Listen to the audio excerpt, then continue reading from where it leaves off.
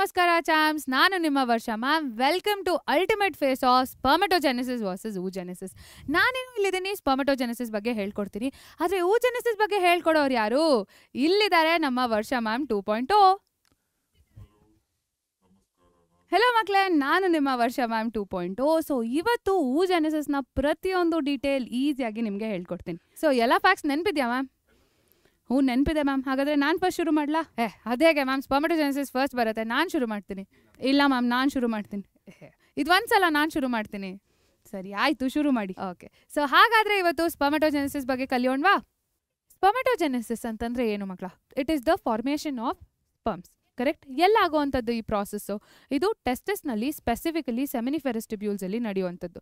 So cross section of seminiferous tubules ನಾವು ಕಲ್ತಿದ್ದೀವಿ. ಅಲ್ಲಿ 2 ಥರದ ಸೆಲ್ಸನ್ನು ನಾವು ನೋಡ್ತಿದ್ದೀವಿ. ಟ್ರಯಾಂಗ್ಯುಲರ್ ಸೆಲ್ಸ್, ನಮ್ಮ ಸರ್ಟೋಲಿ ಸೆಲ್ಸ್. ಅದಾದಮೇಲೆ ಇಲ್ಲಿರುವಂಥದ್ದು ಜರ್ಮೈನಲ್ ಎಪಿಥೀಲಿಯಲ್ ಸೆಲ್ಸ್. ಸೊ ಈ ಜರ್ಮೈನಲ್ ಎಪಿಥೀಲಿಯಲ್ ಸೆಲ್ಸೇ ನಮ್ಮ ಸ್ಪರ್ಮ್ಯಾಟೋಗೋನಿಯಂ. ಸೊ ಇದೇ ನಮ್ಮ ಸ್ಪರ್ಮ್ ಮದರ್ ಸೆಲ್. ಇದರ ಪ್ಲಾಯ್ಡಿ ಲೆವೆಲ್ ಏನಿರುತ್ತೆ 2n ಇರುತ್ತೆ. ಸೊ ಇದರಿಂದ ಸ್ಪರ್ಮ್ ಫಾರ್ಮ್ ಆಗೋದು. ಸೊ ಈ ಸ್ಪರ್ಮ್ನ ಪ್ಲಾಯ್ಡಿ ಲೆವೆಲ್ ಏನಿರುತ್ತೆ ಇಟ್ ಈಸ್ n. ಅದು ಒಂದು ಗ್ಯಾಮೀಟ್. ಸೊ ಹಾಗಾದರೆ oogenesis ಎಲ್ಲಿ ನಡೆಯುತ್ತೆ? ಸೊ oogenesis ನಡೆಯೋದು ಓವರಿನಲ್ಲಿ ಮಕ್ಕಳ. ಸೊ ಫಾಲಿಕಲ್ಸ್ ಏನಿರುತ್ತೆ ಅದ್ರ ಒಳಗಡೆ oocyte ಡೆವಲಪ್ ಆಗ್ತಾ ಇರುತ್ತೆ. ಸೊ oogenesis ಅಲ್ಲೂ ಕೂಡ it is the formation of ova. ಆ ಮದರ್ ಸೆಲ್ಲನ್ನು ನಾವು oogonia ಅಂತ ಹೇಳಿ ಕರಿತೀವಿ. ಅದರ ಪ್ಲಾಯ್ಡಿ ಇಸ್ 2n. ಅದೇನು ಫಾರ್ಮ್ ಮಾಡುತ್ತೆ? ಓವಮ್. ಅದರ ploidy is n. Okay, so ಹಾಗಾದರೆ ಈ ಸ್ಪರ್ಮ್ಸ್ ಒಂದ್ಸಲ ಫಾರ್ಮ್ ಆದಮೇಲೆ ಈ ಸರ್ಟೋಲಿ ಸೆಲ್ಸ್ನ ಮೂಲಕ ಎಲ್ಲಿಗೆ ಆಚೆ ಬರುತ್ತೆ? It moves out of the seminiferous tubules. So ಈ ಪ್ರಾಸೆಸ್ಸನ್ನು ನಾವು ಸ್ಪರ್ಮಿಯೇಷನ್ ಅಂತ ಹೇಳಿ ಕರಿತೀವಿ. ಸೊ ಇಲ್ಲಿಂದ ನೆಕ್ಸ್ಟ್ ಏನಾಗುತ್ತೆ? ಸ್ಪರ್ಮಿಯೇಷನ್ಗೂ ಮುಂಚೆ ಏನಾಗುತ್ತೆ ಅಂತಂದರೆ ಈ ಸ್ಪರ್ಮೆಟೋಗೋನಿಯಂ ಏನಿದೆ ಇಟ್ ಸ್ಟಾರ್ಟ್ಸ್ ಡಿವೈಡಿಂಗ್. ಸೊ ಈ ಪ್ರಾಸೆಸ್ ಏನಿದೆ, ಈ ಸ್ಪರ್ಮೆಟೋಜೆನೆಸಿಸ್ ಪ್ರಾಸೆಸ್ ಏನಿದೆ ಯಾವಾಗ ಶುರುವಾಗುತ್ತೆ ಮಕ್ಕಳ? At puberty. ಸೊ ಪ್ಯೂಬರ್ಟಿಯಲ್ಲಿ ಶುರುವಾಗಿ ಅಂಟಿಲ್ ದೇರ್ ಓಲ್ಡ್ ಏಜ್ ಅದು ನಡೀತಾನೆ ಇರುತ್ತೆ. So it is in case of males. So ಈ ಪ್ರಾಸೆಸ್ ಕಂಟಿನ್ಯೂ ಆಗ್ತಾನೆ ಇರುತ್ತೆ. ಸೊ oogenesis ಹಾಗಲ್ಲ ಮಕ್ಕಳೇ. oogenesis ಅಲ್ಲಿ 2 ಪ್ರಾಸೆಸ್ ಆಗುತ್ತೆ. ಈ oogenesis ಪ್ರಾಸೆಸ್ ಸ್ಟಾರ್ಟ್ ಆಗೋದು ಇನ್ ದ ಎಂಬ್ರಿಯೋ ಅಥವಾ ಫೀಟಲ್ ಸ್ಟೇಜ್. ಸೊ ಮದರ್ ವೂಮ್ನಲ್ಲಿರಬೇಕಾದ್ರೇ ಈ oogenesis ಶುರುವಾಗಿರುತ್ತೆ. ಸೊ ಪ್ರೈಮರಿ oocyte ಫಾರ್ಮೇಷನ್ ಕೂಡ ಆಗೋಗಿರುತ್ತೆ. ಸೊ ಅದು ಅಲ್ಲಿ ಪಾಸ್ ಆಗಿ ಅದಾದ ನಂತರ when the child hits puberty ಅಂದರೆ 13 ವರ್ಷ ಆದಮೇಲೆ ಮತ್ತೆ ಅದು ರೆಸ್ಯೂಮ್ ಆಗುತ್ತೆ. ಸೊ ಅಲ್ಲಿಂದ ಪ್ರೈಮರಿ oocyte ಹೋಗಿ ಮತ್ತೆ ಡಿವೈಡ್ ಆಗಿ ಓವಮನ್ನು ಫಾರ್ಮ್ ಮಾಡುತ್ತೆ. ಸೊ ಈ ಸ್ಪರ್ಮಟೋಜೆನೆಸಿಸ್ ಏನಿದೆ ಅದರ ಆನ್ಸೆಟ್ ಆಗೋದು ಪ್ಯೂಬರ್ಟಿನಲ್ಲಿ. ಅದಾದಮೇಲೆ ಅದು ತುಂಬ ಕಂಟಿನ್ಯೂಸ್ ಪ್ರಾಸೆಸ್. ಸೊ ಹಾಗಾದರೆ ಇದ್ರ ಸ್ಟೆಪ್ಸ್ ಏನಿದೆ ಅನ್ನೋದನ್ನ ಕ್ವಿಕ್ಕಾಗಿ ನೋಡ್ಕೊಂಡು ಬರೋಣ. ಸೊ ಫಸ್ಟ್ ಒನ್ ಬಂದು ಓಕೆ, ಸೊ ಫಸ್ಟ್ ಸ್ಟೆಪ್ಪಲ್ಲಿ ನಾವು ನೋಡಿದಾಗ ಈ ಸ್ಪರ್ಮೆಟೋಗೋನಿಯಂ ಏನಿದೆ ಇಟ್ ಈಸ್ 2n ಅಲ್ವಾ? ಈಗಷ್ಟೇ ನಾವು ತಿಳ್ಕೊಂಡ್ವಿ. ಸೊ ಇಲ್ಲಿ ಆಗುವಂಥದ್ದು ಮೈಟೋಸಿಸ್. ಸೊ ಈ ಸ್ಪರ್ಮೆಟೋಗೋನಿಯಂನ ನಂಬರ್ ಜಾಸ್ತಿ ಮಾಡ್ಕೊಳ್ಳೋದಕ್ಕೆ it undergoes mitosis. So 2n ಆಗತ್ತೆ. ಅದಾದ್ಮೇಲೆ ಬರೋವಂಥದ್ದು ನಮ್ಮ ಪ್ರೈಮರಿ ಸ್ಪರ್ಮ್ಯಾಟೋಸೈಟ್. ಸೊ ಇಲ್ಲಿ ಯಾವತ್ತೇ ಆಗಲಿ 2 ಪ್ರೈಮರಿ ಸ್ಪರ್ಮ್ಯಾಟೋಸೈಟ್ ಫಾರ್ಮ್ ಆಗುತ್ತೆ. ಆದರೆ ಈ ಸ್ಪರ್ಮ್ಯಾಟೋಸೈಟ್ ಏನಿದೆ ಅದು ಮುಂದಕ್ಕೆ ಡಿವೈಡ್ ಆಗೋದಿಲ್ಲ. It remains as it is. ಅದಾದಮೇಲೆ ನೆಕ್ಸ್ಟ್ ಡಿವಿಷನ್ ಅಂದರೆ ನಮ್ಮ ಪ್ರೈಮರಿ ಸ್ಪರ್ಮ್ಯಾಟೋಸೈಟ್ ಏನಾಗುತ್ತೆ? It undergoes meiosis. So meiosis ನಮಗೆ ಗೊತ್ತು, it's a reductional division. So ಇಲ್ಲೇನಾಯಿತು? 2n ಇದ್ದ ನಮ್ಮ ಪ್ರೈಮರಿ ಸ್ಪರ್ಮ್ಯಾಟೋಸೈಟ್ ಇಲ್ಲಿ n ಆಗೋಗುತ್ತೆ. ಸೊ n ಆಗಿ ಇಲ್ಲಿ ನಮಗೆ ಗೊತ್ತು ಮಿಯೋಸಿಸ್ 2 ಸ್ಟೇಜ್ನಲ್ಲಿ ನಡೆಯೋದು. ಸೊ ಈ ಫಸ್ಟ್ ಸ್ಟೇಜ್ನಲ್ಲಿ ಏನಾಯಿತು? It is secondary spermatocyte. So ಇಲ್ಲೇನಾಯಿತು? 1 ಪ್ರೈಮರಿ ಸ್ಪರ್ಮ್ಯಾಟೋಸೈಟ್ 2 ಸ್ಪರ್ಮ್ಯಾಟೋಸೈಟ್ಸ್ ಸೆಕೆಂಡ್ರಿ ಸ್ಪರ್ಮ್ಯಾಟೋಸೈಟ್ಸನ್ನು ಕೊಡ್ತು. ಸೊ ಈ 2 ಸೆಕೆಂಡ್ರಿ ಸ್ಪರ್ಮ್ಯಾಟೋಸೈಟ್ಸ್ ಆ ಮಿಯೋಸಿಸನ್ನು ಫಿನಿಶ್ ಮಾಡುತ್ತೆ, ಮಿಯೋಸಿಸ್ 2. ಸೊ ಇಲ್ಲೇನಾಗುತ್ತೆ? n ಇರೋದು it forms haploid spermatids. Okay, so ಇಲ್ಲೇನಾಯಿತು? 1 ಪ್ರೈಮರಿ ಸ್ಪರ್ಮ್ಯಾಟೋಸೈಟಿಂದ 4 ಸ್ಪರ್ಮ್ಯಾಟಿಡ್ಸ್ ಫಾರ್ಮ್ ಆಯಿತು. ಸೊ ಈ ಸ್ಪರ್ಮ್ಯಾಟಿಡ್ಸ್ ಏನಿದೆ these are large spherical cells ಅಲ್ವಾ? ಆದರೆ ನಮ್ಮ ಸ್ಪರ್ಮ್ಸ್ ಏನಿದೆ ಅದು ಮೊಟ್ಟೈಲ್. ಅದಕ್ಕೆ ಒಂದು ಫ್ಲಾಜೆಲಾ ಇರುತ್ತೆ, ಅಲ್ಲಿ ಮೈಟೋಕಾಂಡ್ರಿಯಾ ಬೇಕು, ಆಕ್ರೋಸೋಮ್ ಇರುತ್ತೆ, ಭಾಳಷ್ಟು ಡಿಫ್ರೆನ್ಸಿಯೇಷನ್ ಆಗಬೇಕು.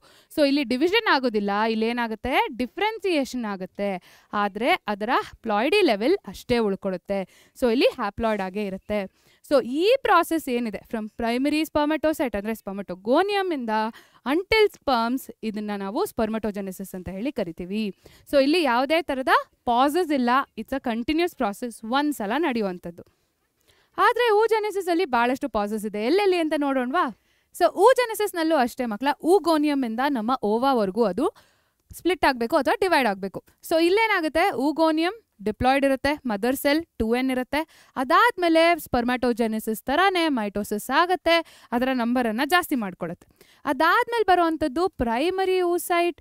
ಸೊ ಇಲ್ಲೇನಾಯಿತು, 2n ಇಂದ 2n ಉಳೀತು. ಯಾಕೆ? ಮೈಟೋಸಿಸ್. ಸೆಕೆಂಡ್ ಏನಿದೆ ಪ್ರೈಮರಿ oocyte ಇಂದ ಡಿವೈಡ್ ಆಗೋದು, ಇಟ್ ಈಸ್ ಮಿಯಾಸಿಸ್ 1. ಸೊ ಇಲ್ಲೇನಾಯಿತು, ಇಲ್ಲಿ ಬರುವಂಥದ್ದು ಸೆಕೆಂಡ್ರಿ oocyte. ಸೊ ಈ ಸೆಕೆಂಡ್ರಿ oocyte ಏನಿದೆ, ಇದರ ಪ್ಲಾಯ್ಡಿ ಬಂದು 2n ಅಲ್ಲ, ಇದು n ಮಾತ್ರ. ಸೊ ಇಲ್ಲೇನಾಯಿತು, ಅದು ಕ್ರೋಮೋಸೋಮ್ ನಂಬರ್ ಹಾಫ್ ಆಯಿತು. ಆದರೆ ಇಲ್ಲಿ ಒಂದು ಕ್ಯಾಚ್ ಇದೆ ಮಕ್ಕಳ.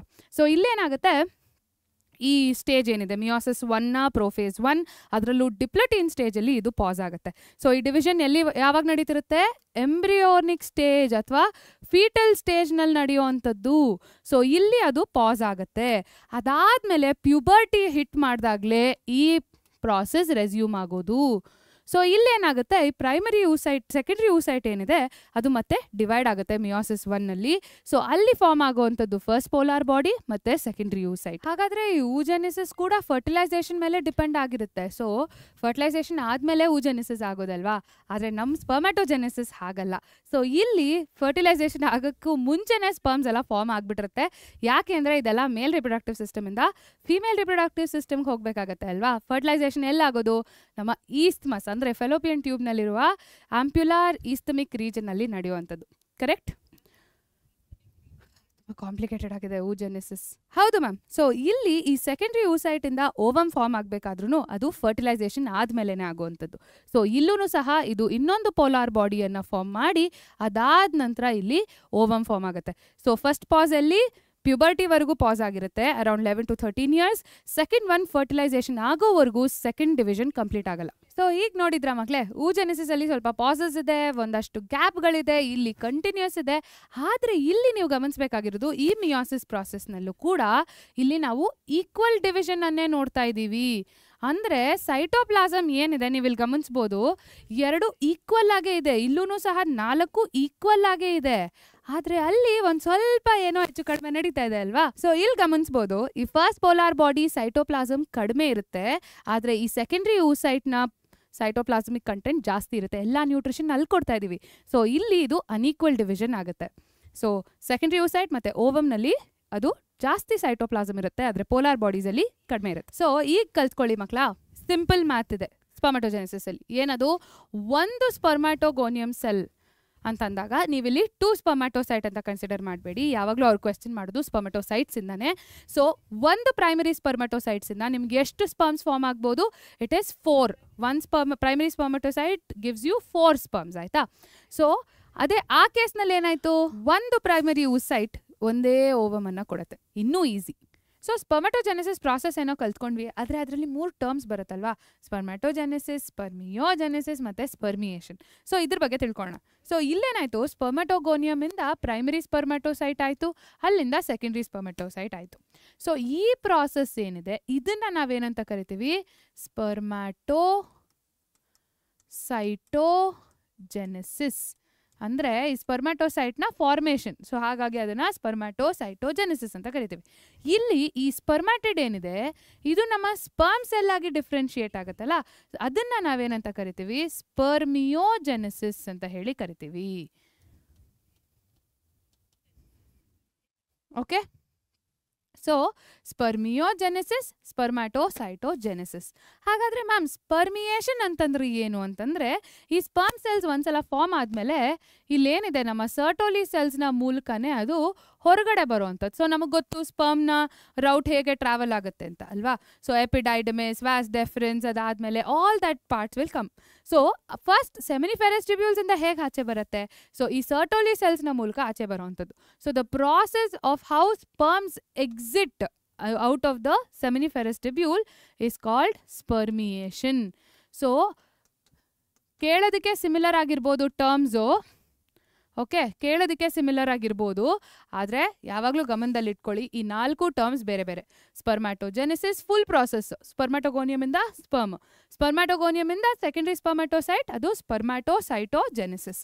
ನೆಕ್ಸ್ಟ್ ಬರೋ ಅಂಥದ್ದು ಸ್ಪರ್ಮಿಯೋಜೆನೆಸಿಸ್, ಇಲ್ಲಿ ಸ್ಪರ್ಮೆಟಿಡಿಂದ ಸ್ಪರ್ಮ್ ಸೆಲ್ ಆಗುವಂಥದ್ದು. ಆ ಸ್ಪರ್ಮ್ ಸೆಲ್ ಏನಿದೆ ಅಥವಾ ಸ್ಪರ್ಮ್ ಏನಿದೆ ಅದು ನಮ್ಮ ಸರ್ಟಲಿ ಸೆಲ್ಸಿಂದ ಆಚೆ ಬಂದಾಗ ಆ ಪ್ರಾಸೆಸನ್ನು ನಾವು ಸ್ಪರ್ಮಿಯೇಷನ್ ಅಂತ ಹೇಳಿ ಕರಿತೀವಿ. ಇಷ್ಟು ಕಾಂಪ್ಲಿಕೇಟೆಡ್ ಇಲ್ಲ ಮಕ್ಕಳೇ ಊಜೆನೆಸಿಸ್. ಸಿಂಪಲ್ ಆಗಿ ಅಲ್ಲಿ ಫಾಲಿಕ್ಯುಲರ್ ಜೆನೆಸಿಸ್ ಮತ್ತು ಊಜೆನೆಸಿಸ್ ನಡೆಯುತ್ತೆ. ಸೊ ಅಲ್ಲೇನಾಗುತ್ತೆ, ಪ್ರೈಮರಿ ಫಾಲಿಕಲಿಂದ ಗ್ರಾಫಿಯನ್ ಫಾಲಿಕಲ್ ಡೆವಲಪ್ಮೆಂಟ್ ಆಗ್ತಾ ಹೋಗುತ್ತೆ, ಮತ್ತು ಇಲ್ಲಿ ಊಗೋನಿಯಮಿಂದ ಓವಮ್ ಡೆವಲಪ್ ಆಗ್ತಾ ಹೋಗುತ್ತೆ. ಸೊ ಫಾಲಿಕಲ್ ನಮ್ಮ ಸೆಕೆಂಡ್ರಿ ಊಸೈಟ್ ಏನಿದೆ ಅದು ಗ್ರಾಫಿಯನ್ ಫಾಲಿಕಲ್ನಿಂದ ಹೊರಬರುವಂಥದ್ದು.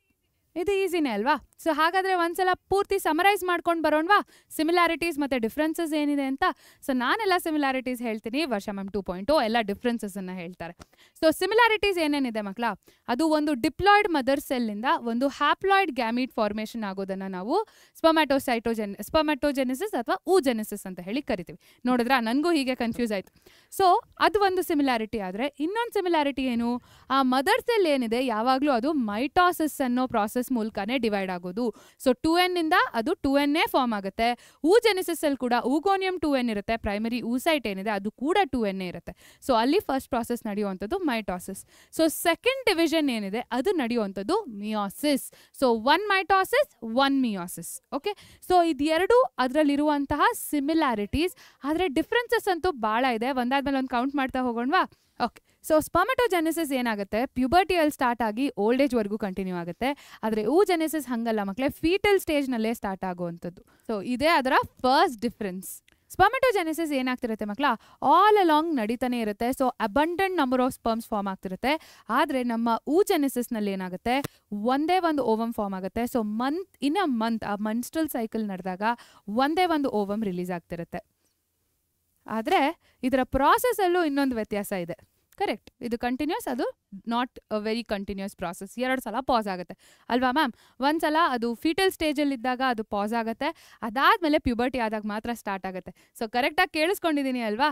ಪರ್ಫೆಕ್ಟ್. ಓಕೆ, ಹಾಗಾದರೆ next difference. So next difference ಏನು, ಇಲ್ಲಿ ಈಕ್ವಲ್ ಡಿವಿಷನ್ ಅನ್ನು ನೋಡ್ತೀವಿ. ಆ ಸೈಟೋಪ್ಲಾಸಮ್ ಏನಿದೆ ಈಕ್ವಲ್ ಆಗಿ ಡಿಸ್ಟ್ರಿಬ್ಯೂಟ್ ಆಗಿದೆ, ಆದರೆ ಇಲ್ಲಿ ನಾವು ಅನ್ಈಕ್ವಲ್ ಡಿಸ್ಟ್ರಿಬ್ಯೂಷನ್ ಅನ್ನು ನೋಡ್ತೀವಿ.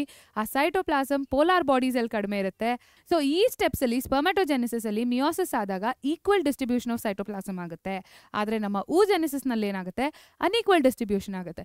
ಸೊ ಇಲ್ಲಿ ಸೆಕೆಂಡ್ರಿ ಊಸೈಟ್ನಲ್ಲಿ ಜಾಸ್ತಿ ಸೈಟೋಪ್ಲಾಸಮ್ ಇರುತ್ತೆ, ಆದರೆ ಪೋಲಾರ್ ಬಾಡೀಸಲ್ಲಿ ಅದು ಕಡಿಮೆ ಇರುತ್ತೆ. ಯಾಕೆ, ನಮ್ಮ ಓವಮ್ನಲ್ಲಿ ಜಾಸ್ತಿ ನ್ಯೂಟ್ರಿಷನ್ ಇರಬೇಕು. ಸೊ ಎಲ್ಲ ಸೈಟೋಪ್ಲಾಸಮ್ ಓವಮ್ಮಲ್ಲಿರುತ್ತೆ, ಆದರೆ ಆ ಪೋಲಾರ್ ಬಾಡೀಸ್ನಲ್ಲಿ ಅದು ಕಡಿಮೆ ಇರುತ್ತೆ. ಆದರೆ ಇಲ್ಲಿ ಒಂದು ಪಾಯಿಂಟ್ ಮತ್ತೆ ರೀಟ್ರೇಟ್ ಮಾಡ್ತಾ ಇದ್ದೀನಿ ಮಕ್ಕಳೇ, ಈ ಓವಮ್ ಫಾರ್ಮೇಷನ್ ಫರ್ಟಿಲೈಸೇಷನ್ ಆದಮೇಲೆ ಆಗುವಂಥದ್ದು. ಕ್ಲಿಯರ್?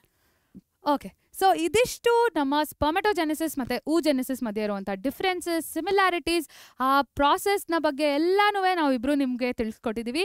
ತುಂಬ ಈಸಿಯಾಗಿ ಅರ್ಥ ಆಯಿತು ಅಂತ ಅಂದ್ಕೊಂಡಿದ್ದೀನಿ. ಹೌದು ಮಕ್ಕಳೇ, ಇದಿಷ್ಟನ್ನ ನೀವು ಎಕ್ಸಾಮ್ಗೆ ನೆನಪಿಟ್ಕೊಂಡು ಹೋಗಿ ಬರೆದ್ರೆ ಆರಾಮಾಗಿ ನಿಮಗೆ ಮಾರ್ಕ್ಸ್ ಬರುತ್ತೆ. ಸೊ ಇದೇ ಥರ ಈಸಿಯಾಗಿ ಅರ್ಥ ಆಗಬೇಕು, ಈ ಪ್ರಾಸೆಸಸ್ ಎಲ್ಲ ಈಸಿಯಾಗಿ ನೆನ್ಪಿಡಬೇಕು ಅಂತಂದರೆ ಮಕ್ಕಳ ನೀವು ಅವಾಗ ಅದನ್ನು ರಿವೈಸ್ ಮಾಡ್ತಿರ್ಬೇಕು.